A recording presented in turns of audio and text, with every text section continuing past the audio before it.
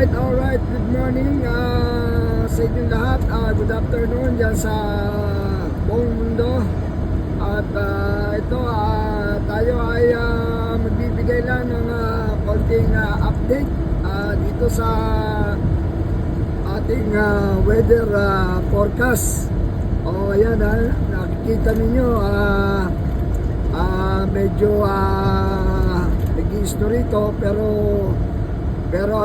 manipis ang bagsakan niya. So mas ano po ito, mas delikado pagka din niyang manipis ang bagsak ng snow. Mel,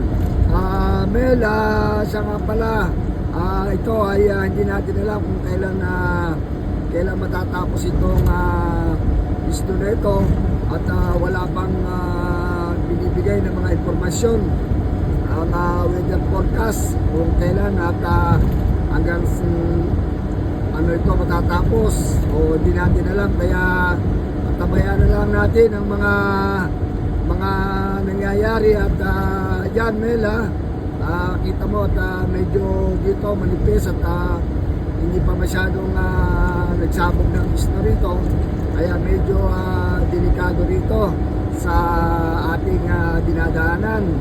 Yan nga, Mel, inaalalahanan natin ang ating mga tao na umaaari ay wag munang lumabas at medyo delikado ang panahon. At kung kayo man ay lalabas ay kailangan magsuot kayo ng madaming ano sa katawan, Mel. Ito ating may babalita ngayong umaga, at dapat kanina pa, at medyo busy tayo kanina at marami tayong ginagawa, Mel.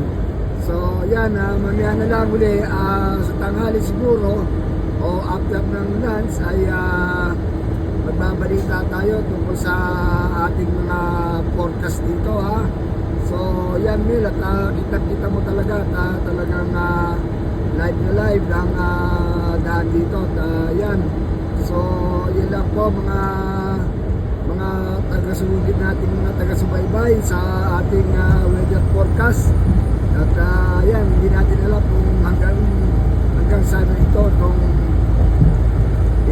weather na to, kung pagdating natin ng Canada ay ganito pa rin. So sana naman ay hindi ganito ang daan at na tayo makarating ng matiwasay.